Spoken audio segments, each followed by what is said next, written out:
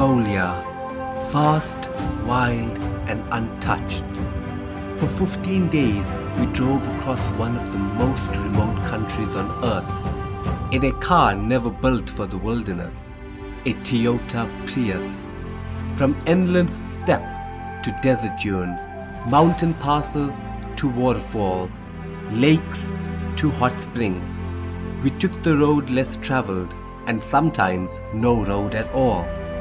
This is our journey across Mongolia, powered by curiosity, courage and 1.8 liters of hybrid hope. Stay tuned because in this video we're going to break down every day of our epic adventure.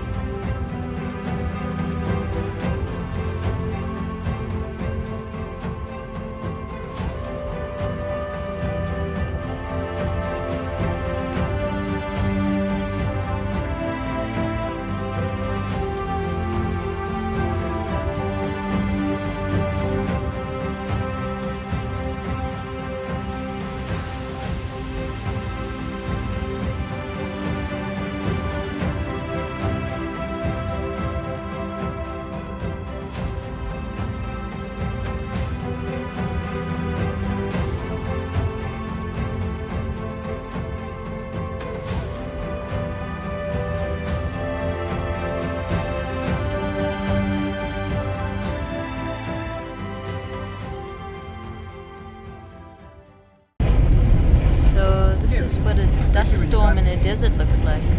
There are moments when you just can't see the road, someone's pulled over because the visibility is that bad.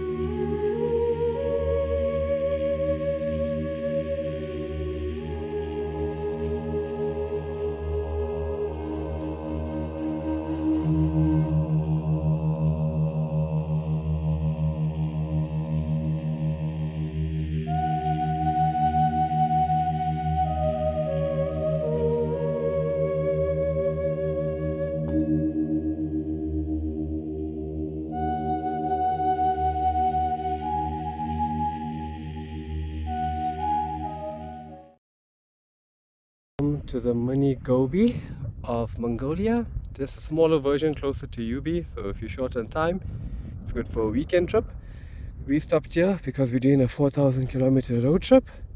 I have been to the main Gobi. Cool thing about this place, there's a sand dune and mountains and a lot of greenery. That's where we camped with those girls. We slept in the car last night because we got here a bit late. We didn't want to pitch up the tent. And here's a cool dune to slide down. I think that's what Hafsa wants to do. Pull up by this bench. Lovely viewpoint, but unfortunately it's very polluted.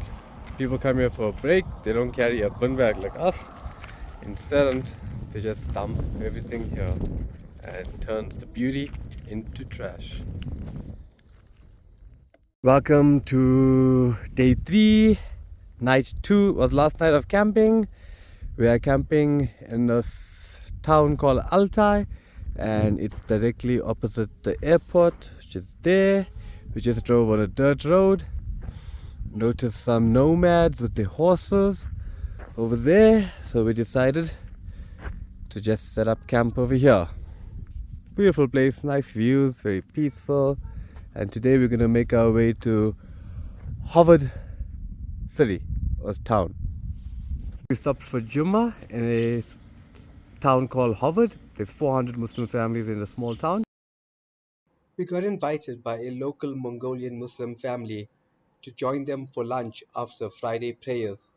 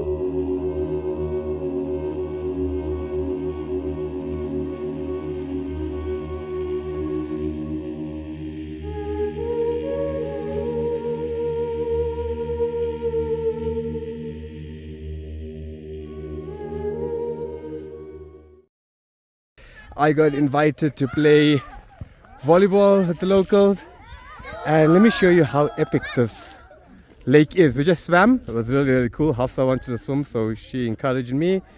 There's our car with the yellow orange tent, and I'm going to show you the snow-capped mountain. There it is. We just packed up camp and now we're heading towards Ulgi. It was quite windy last night. Now it's hot again. The thing I love about this campsite, it was free, and we're just surrounded by mountains. If you look around us, it's just these beautiful mountains. And if you want something more luxurious, I wouldn't say luxurious, but just more facilities, there is like a camp over there. And now it's our Prius we rented. More mountains, and yeah, it's just really scenic. And what I love the most is that This is our twin room at Maxim Hotel. Shower, all in one style, but clean. Toilet, even toiletries, tap. Hooks, nice for winter. Cupboards. We're getting a twin just because it's a bit bigger. Yeah. It is 152 for two, including breakfast. Halal, of course. good breakfast, and look what we get. Like a buffet, all of this.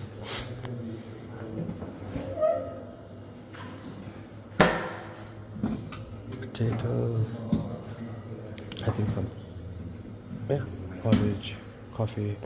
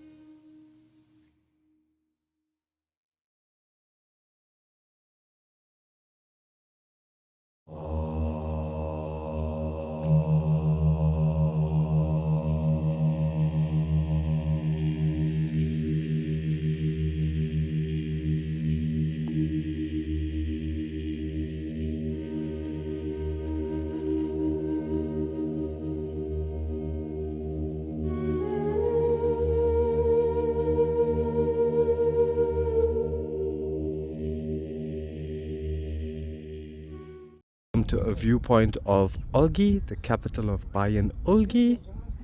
This province is known for its mountains. The Altai Bogan mountain range, the highest peak in Mongolia, is here. The population of this province is 92% Muslim. They are the ethnic minority Kazakh group, but they're the biggest minority group in Mongolia.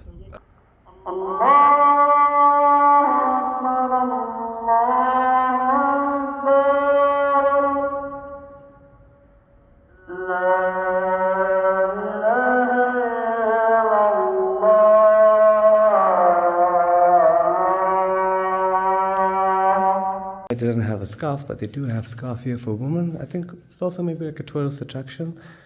Here is like a madrasa section. A restaurant called Pamukkale. We ordered like a kebab platter and a vegetable platter. So we're just waiting for our kebab platter. Thought I'll take a video now before we attack it. Already started to. It's really nice. Ordered a kebab platter with a whole bunch of different varieties. You want some kebab? Yeah. And comes with some bread. Check out where we're camping, guys. Altai Bogan National Park in rural Mongolia. It's really beautiful, snow-capped peaks, and behind me is the wonderful lake.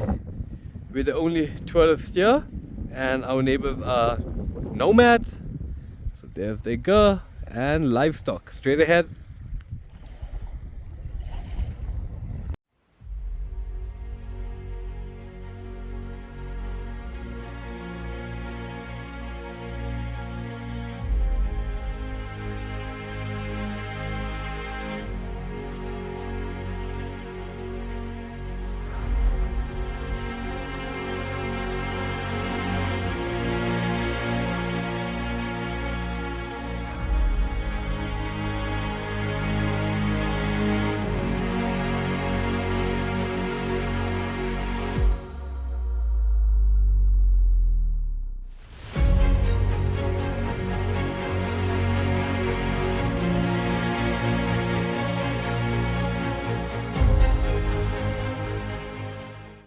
Camping, we have our windshield. We just boil some water, keep it hot, use it in a mocha pot, having some coffee. We had some dehydrated mushrooms, so we put it in the pot, and now we took it out, and now we're going to use that same water to put our pasta, because water is precious, and then add some traditional pasta sauce. And yeah, that's what's cooking. And look at the view. There's Hafsa. Can you see Hafsa? She's playing in the water. Let me see if I can run in the water. Sorry, with a bucket. There she is. And we're keeping an eye on her. Uncle's keeping an eye on her. And behind there is the mountains. So I'm looking at the mountains. He's looking at Hafsu. And then we got the car here to also protect us from the wind.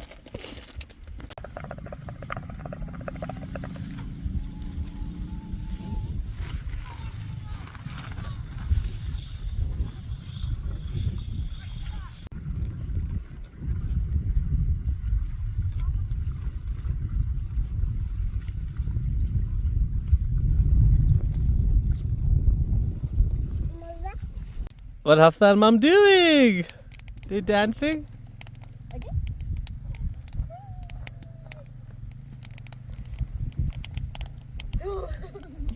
And check what we're doing. Marshmallows. Using for our bonfire is poop from cows, horses, whatever we find. We've got our kettle going there. We had our pasta and our pot. And this bonfire is just for our marshmallows. Look at the horses straight ahead. Beautiful, eh? A beautiful place to be camping in Mongolia. Snow-capped peaks, lakes, rivers, mountains, greenery, horses, cows, sheep, raw, rugged, untouched nature, and some nomads in their ger with their animals grazing straight ahead. Can you see? Oh, sorry. There you go. Light isn't too good at the moment because the sun just went down. However, can tell you what light we do have. Moonlight. Oh, it's so beautiful here. Make video for Nana of the wooden bridge we're going over.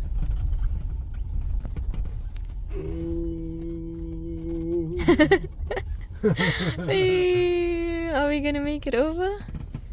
We've stopped in a good before going to the waterfall. We'll spread for breakfast. What's nice, look at the attention to detail. The embroidery. Really beautiful. I love the kettle. Look at that kettle. Stunning. All traditional Kazakh. What we do in Mongolia, we ride horses. It's more horses than people. And even mums with the horse, but she has someone pulling it, and baby Hafsa is strapped. So we put some safety measure protocols. We're now going to check out a beautiful waterfall. When in Rome. Gosh, my hat looks ridiculous. Bumpy footage because we're on a horse. I love the section because we're in a forest. It's cold too. It's cold? No. Then we can swim. If it's cold, then we don't swim. It's not cold. Now we are riding it together, pulling the strings for them. It's a mountain, myself, my horse.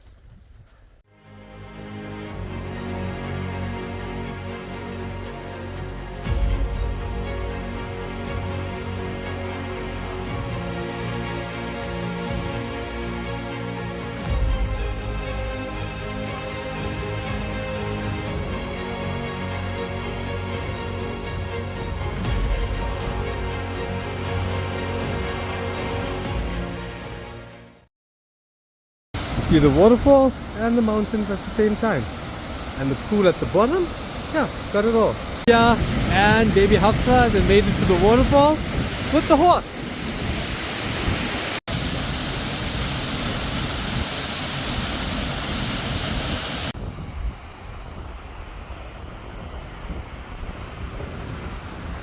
The camera does no justice. Worried about coming with Hafsa on the horse, the waterfall, but it's pretty much standard protocol for the Kazakh people. And this is the waterfall. Look at those beautiful flowers growing in the middle. This is a stone person. It has a lot of significance. I'm not too sure. We'll have to read up about it. The stones go all the way there. So we are camping now near the border control for base camp. Hopefully, my aim was to see the White River, which I think we will, but also I want to see the glacier now. I'm not sure if I need to go through border control because we don't have permits, because that wasn't part of our plan, but hopefully if I can see the glacier and a bit of Malchin Peak, I'll be more than happy. So the beautiful thing about this campsite is that we're surrounded by mountains, so kind of like blocks the wind. Little chef. Oh, we can have pasta first, I guess, but we can always Rinse. rinse stuff over here.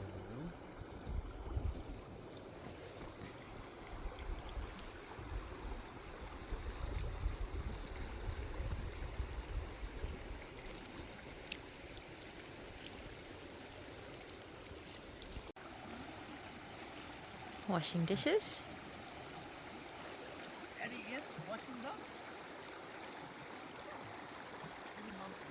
While Mr. Moon watches by. We're at Sagangol. These bridges give me a whole lot of anxiety. And they're super narrow, wooden all the way, but you know what? They seem to do the trick. Sagangol translates to the White River. Sometimes I see it as the Milky Way River, which is beautiful. Here's a beautiful eagle for an eagle hunting family. He looks quite content watching everything go by. And here's some gurs along the river.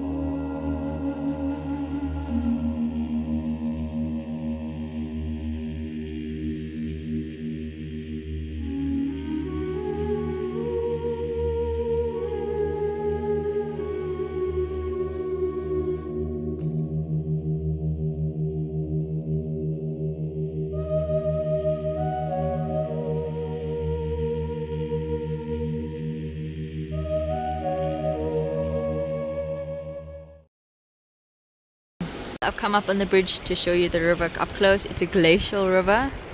Hamza thought he was going to swim in it, but decided perhaps not. Yeah.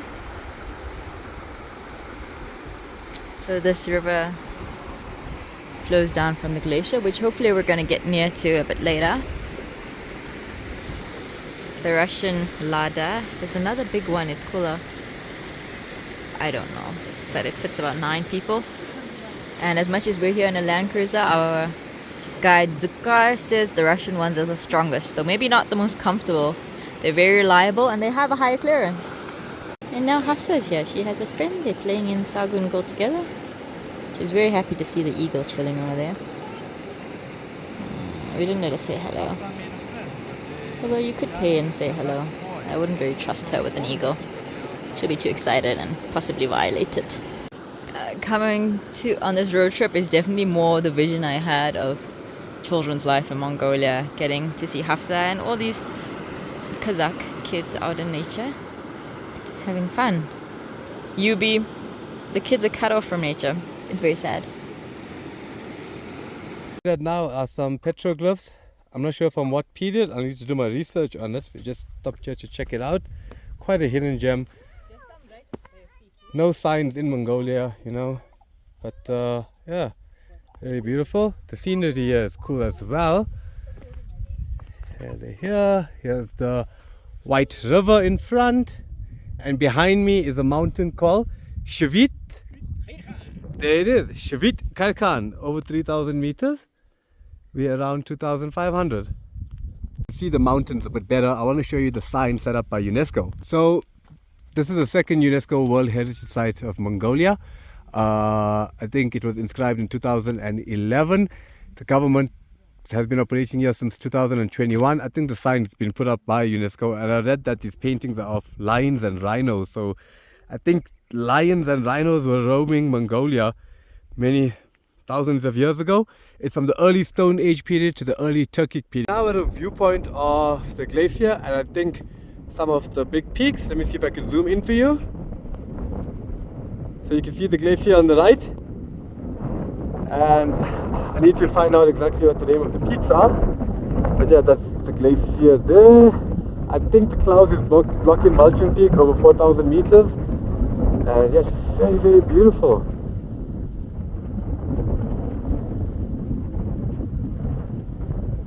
Huge peaks. The tallest peak is also home to this national park.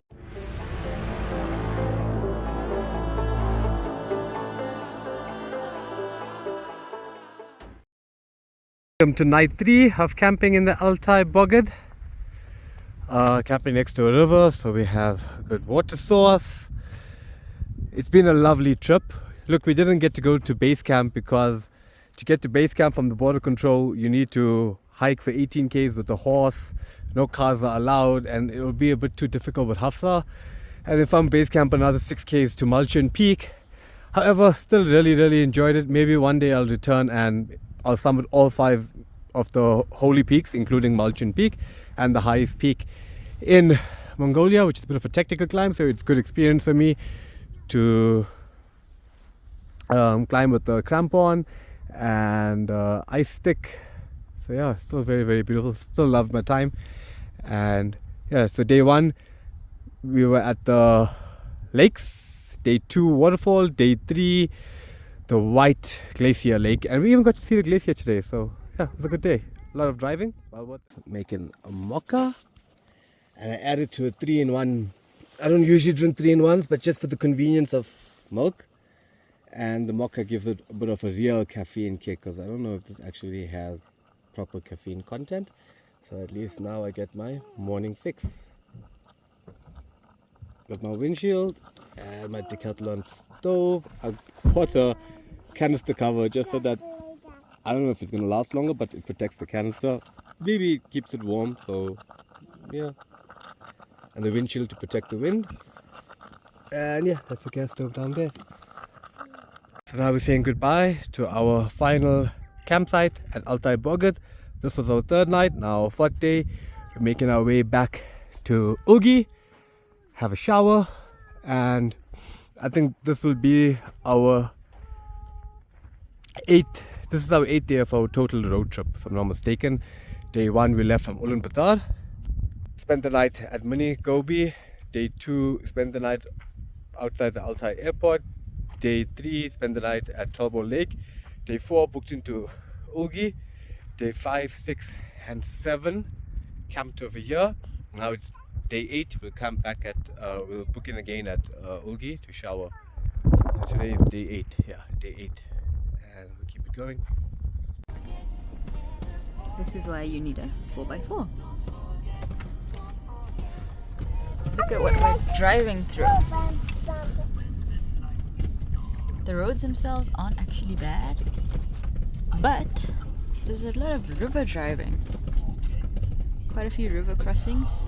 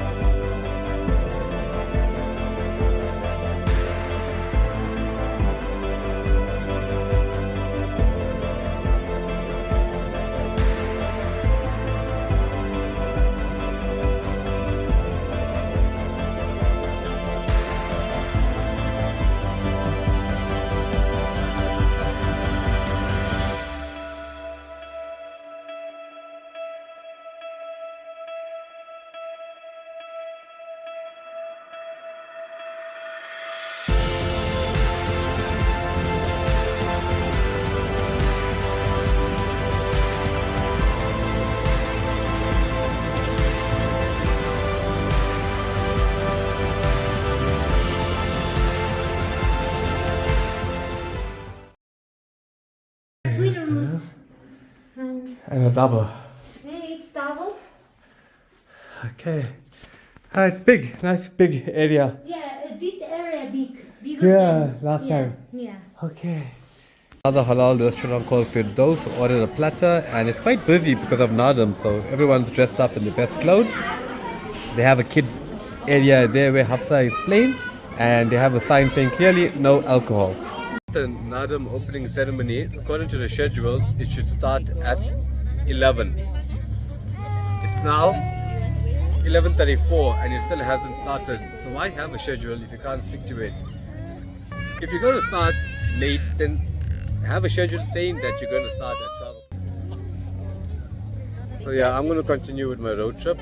I thought the ring route, as Avis calls it, is fully tarred. However, from Bain Ulgi trying to connect to Ureg Lake, it's not fully tarred, and if you follow Google Maps, your car will drown. So we're going through Achat Lake instead. We were told this by the people that work at the gas station. So yeah, do not follow Google Maps.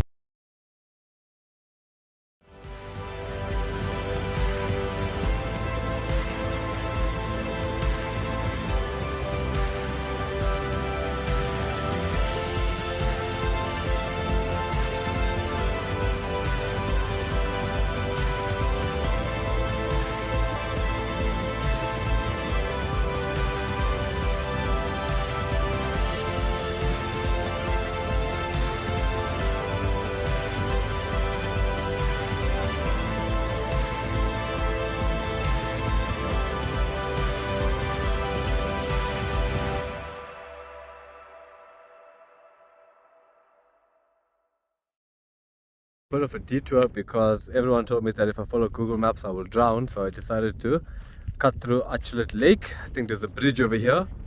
Very beautiful big lake. And yeah, we're the only ones on this road. And there's the snow-capped peaks ahead.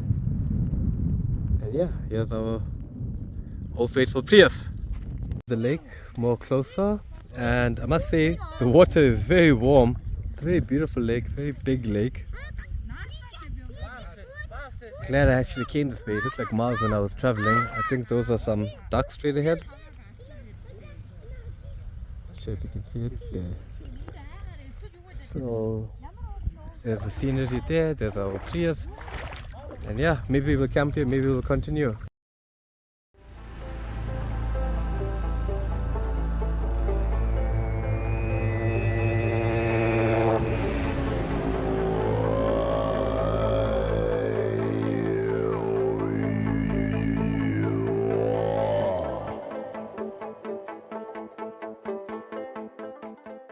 This is the bridge that saved us from drowning. Quite a big detour, but I mean, we're still afloat. So yeah, it was well worth taking it, and really beautiful scenery. Try to link it up to Weg Lake. Good morning. It's now Friday the 11th of July, and we're at Sudat camp. It was quite the journey to get here. My wife and I will tell you more about it. But let me. Okay, this morning we woke up with the flat tire, so we changed it, gotta get that fixed. This is the camp, Sudat camp. It's by the Ureg river. To be honest, money well spent. The other camps we went to, they were in despair, dilapidated, run down, dirty. This one, we arrived here at 1:30 in the morning. I told him I might sleep in a car, but let me just see your accommodation. He showed it to me. Beautiful rooms with bathrooms, toilets, hot shower, towels, the works, for 250,000 Tigrik, about 1,200 Rand, maybe in dollars, gosh, maybe like $30, give or take. They had a cheaper one for $15. No showers, no toilets, but there are communal ones, and because we're like the only people here, they were very clean. So we stayed in that one. We didn't have to pitch a tent. Warm, clean bed sheets, and I mean at 1:30 a.m. That was a bargain, you know. Very nice people, family run business. So yeah, there's two types of accommodation. This one here, just 2 single beds, and then those ones have the showers, and there's a communal kitchen area over here. Honestly, this place is really worth it. I wish I came earlier. I would have taken the one with its own bathroom and toilet. This morning we had a hot shower. Toilets are so clean, just very well run. They have a kitchen over here, nice hammock over here. It's called Sudat camp. I think previously it was a old USSR tourist site, but now it's really like done up, and the views here are quite spectacular. But to get here, gosh, I drove down a mountain pass, couldn't see anything. It was quite the adventure. We'll explain what happened soon. So here is the views of the mountains. If you look straight ahead, you can even see some snow. Let me zoom into you over there. There you go. There's a volleyball court. I'm so impressed by this campsite. So this one here is 250,000. He says in the morning there'll be hot water. But you've got a toilet, shower, towels.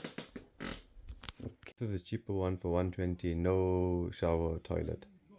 This is a communal showers. They also got toilets as well. Looks pretty decent.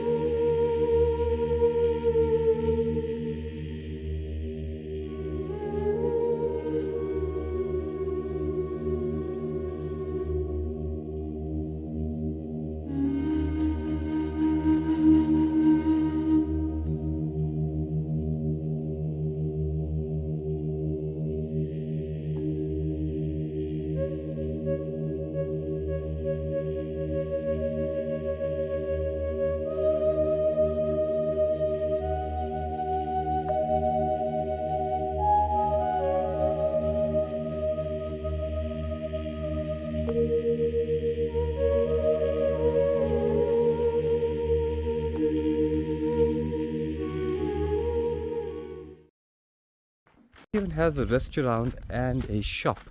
Let me show it to you. By far my favorite place. It's so cheap. 120,000 to 250. This is the restaurant. Hello. It's got a TV over here. And yeah, it's just in really mint condition. It's really amazing. So I will explain what happened yesterday. Yesterday I think day 9 of our trip, and it was planned to be the shortest drive.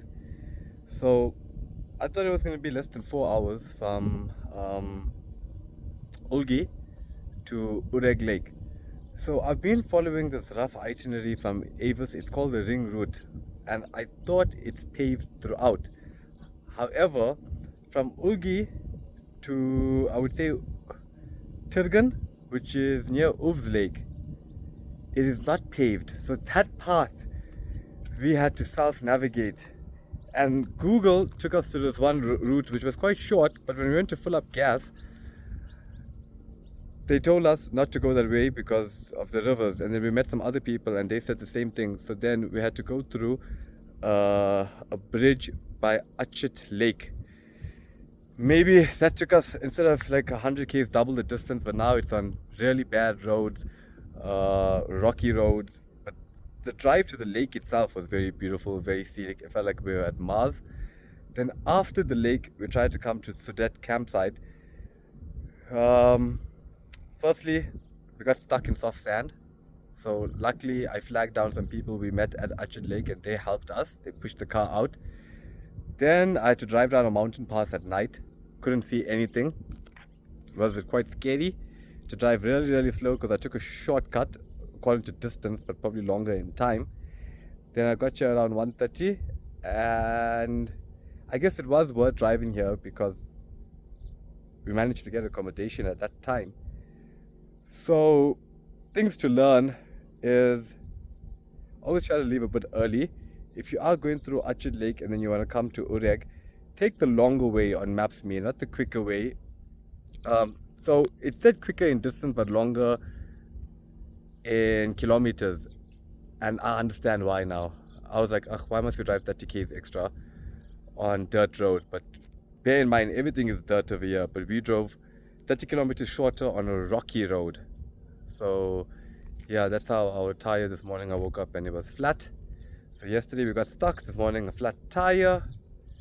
It's been quite exciting. And now we're going to try to make our way to the nearest town called Omnigovi, the capital of Uvs. Hopefully find a halal place because apparently there's a lot of Muslims there, but get a new tire and check our pressure, and then maybe drive to Uvs and then Kyrgyz. I was going to go off-road on Kyrgyz, but now I think maybe we're just going to take it easy on asphalt. Open vastness of Mongolia, driving over here. Can you see how many roads there are? Like over 1, 2, 3, 4, 5, 6, like maybe over 10. Can you see? Just gotta choose the best one. Just drove all of that there, look straight ahead, check the snow out. Now we're at like a parking lot, maybe like a picnic area. It's really beautiful. The whole drive was very scenic. Here you can eat. They got some tables and an info sign. Let's go check it out. Okay, some sacred mountains, some signage for it. And here, I assume this is Ureg Lake.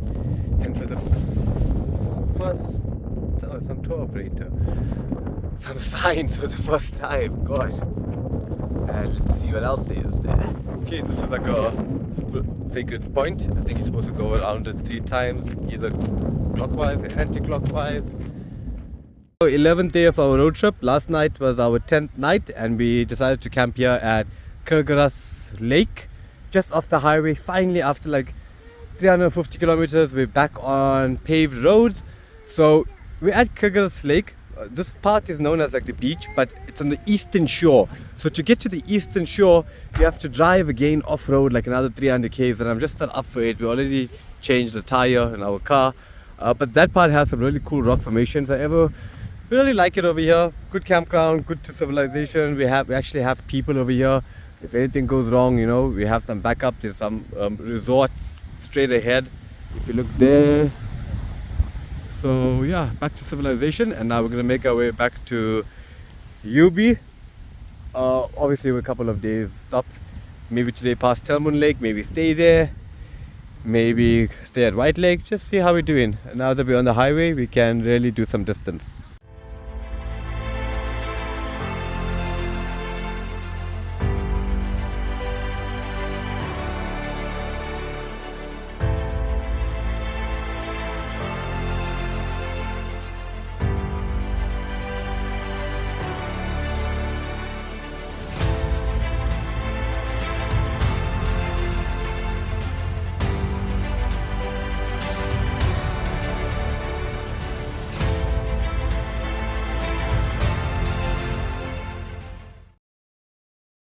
Welcome to our 12th day of our 5,000 kilometer road trip.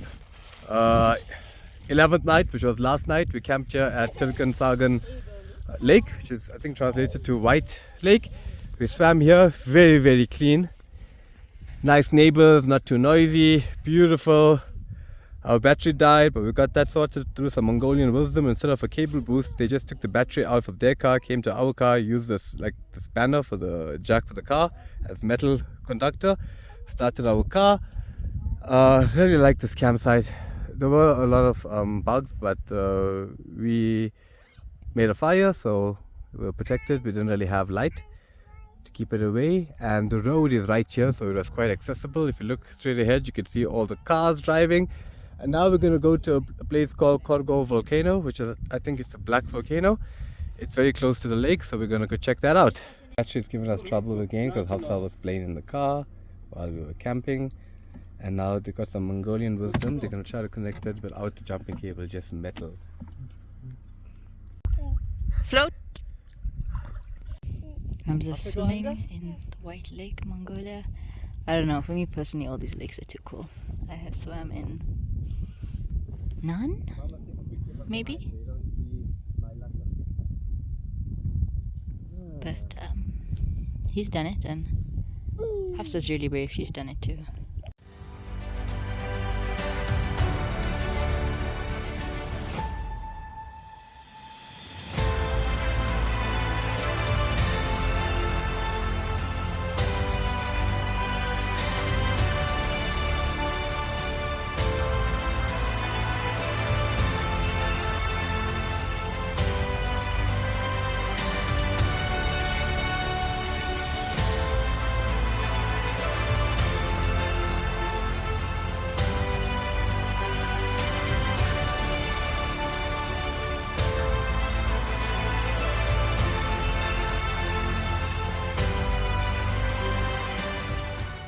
Yeah, at Korgo Volcano in Korgo town, next to this Great White Lake. We're going to try to loop it. This is a steep part going up, so we're going to enter from the other way, more gradual, because we like hiking, so we don't mind doing a longer distance, and probably come down over here.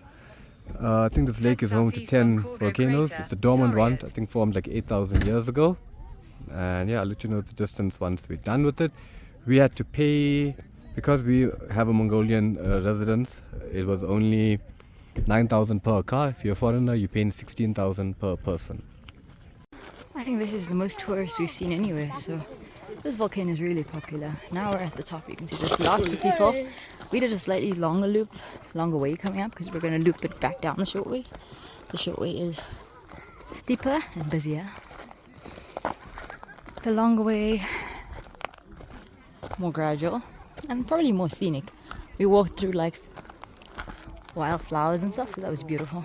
And it wasn't busy, so now it's crowded. On top of Korgo Volcano, here's the view on top.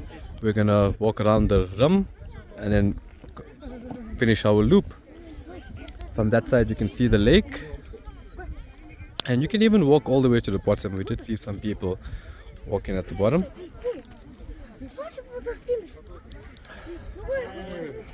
That's one of the summits. That's probably the highest summit. We did walk a bit higher than where we were. Early on we were there. Now we're here. It would be better to fly the drone from the top. And now we're right at the top. This is the summit, you know, by the Khan over there. And here you can see really cool views.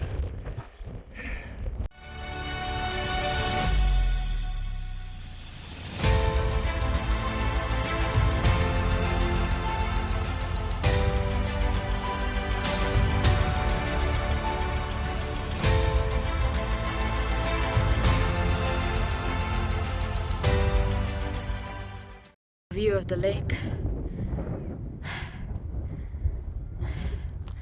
There you can see how many people are here.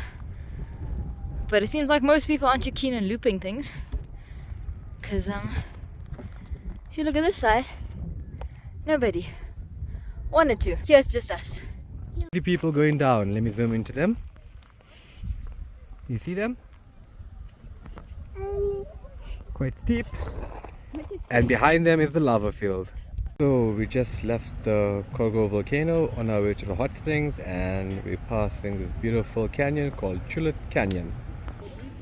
It's a really beautiful canyon, and yeah, we're gonna see if we can drive along it.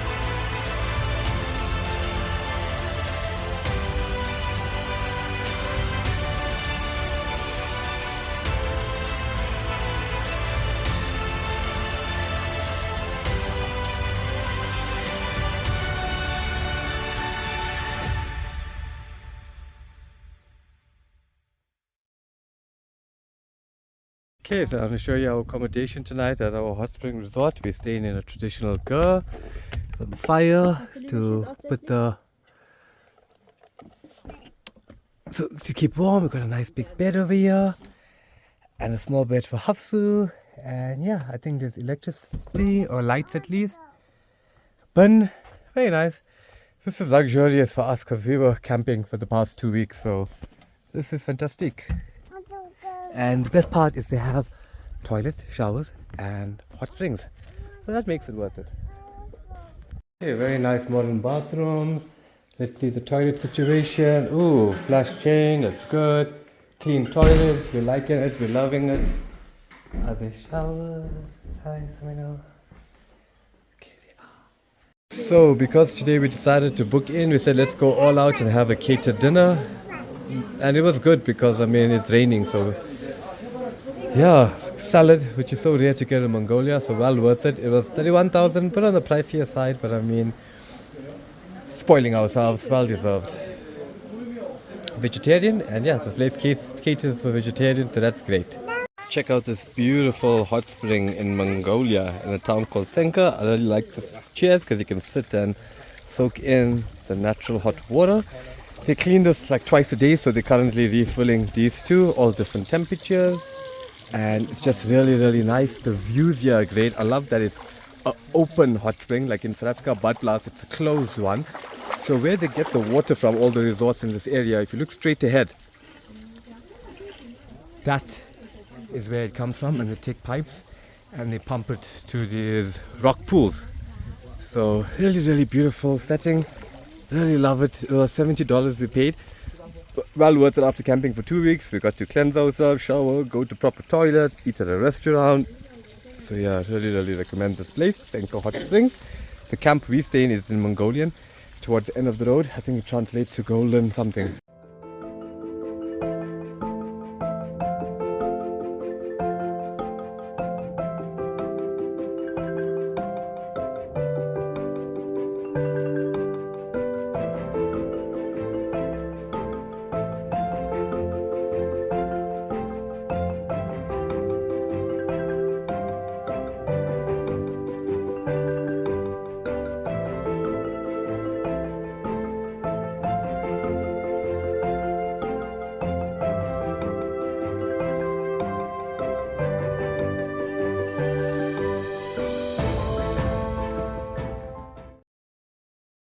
So we got stuck today, second time. This time in the mud, not sand, but luckily some locals helped us out. Yeah, off we go. We're going to take the longer cut rather than a shorter cut. Rather be safe. So we're at Har Haram Museum in Har Haram. the world's capital at one time, you could say, because this was the capital of the Mongolian Empire, who controlled most of Europe and Asia. Very interesting museum to show you all the lands they conquered, how tolerant they were to religions. Here there's temples, churches, mosques, Christians, Muslims, everyone lived in harmony and peace. This here, I think, was erected to the construction of a Sufi religious house in this capital. I think it was attached to Islamic mosque. There were mosques here. And there's a monastery. We're going to check out the monastery now. So Genghis Khan, what he ruled and what his sons and grandchildren ruled, basically, all the Khans. Okay, this section shows you the different period. Before Mongolians, the Uyghurs, Chinese Uyghurs, I think this was their capital, and then before that were the Turkics. And the Uyghurs were the first to translate, like to have a written text for Mongolian. So the original Mongolian text comes from the Uyghurs. Yeah, very, very interesting.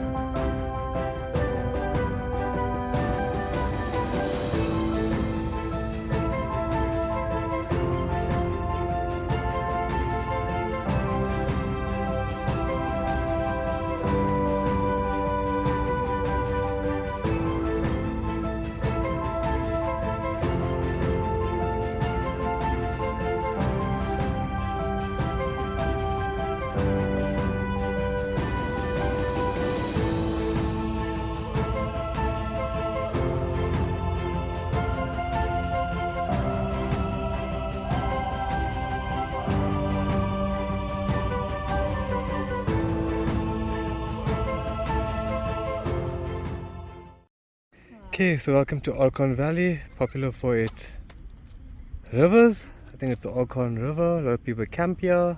Very beautiful spot.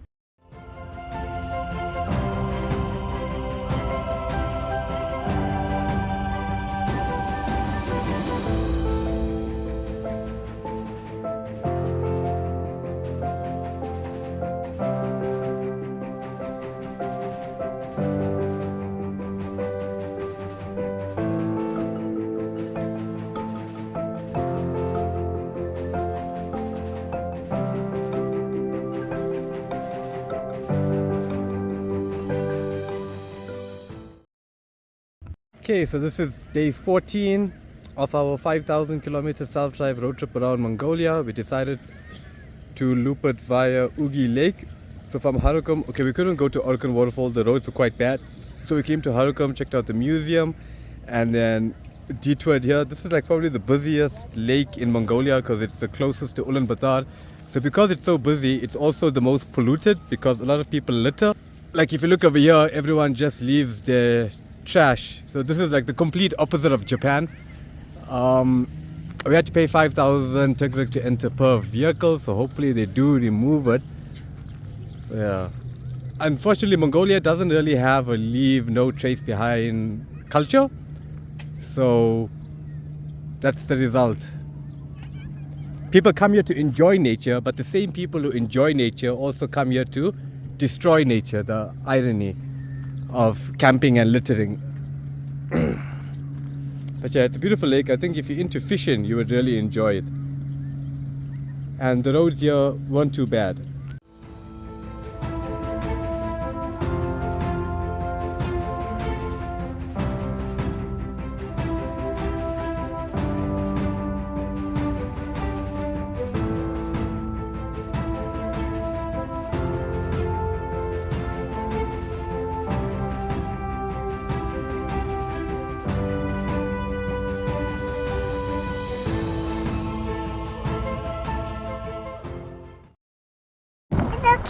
It's okay. Sunset leaving Boogie Lake, so beautiful. After a very stressful day of driving.